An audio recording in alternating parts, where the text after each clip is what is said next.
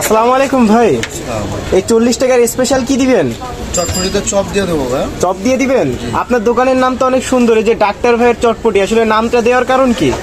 এটা হলো আমার আব্বু আপনার 30 বছর ধরে ব্যবসা করে, তো এই নামে আপনার হলো মুসলমানের দেয় আর কি। ওই নামে আর কি ডাক্তার, তো ওই নামে পরিচিতি। আচ্ছা আচ্ছা, আমার এই 40 টাকা দেন তো ভাই, দেখি কি কি দিচ্ছেন আপনি।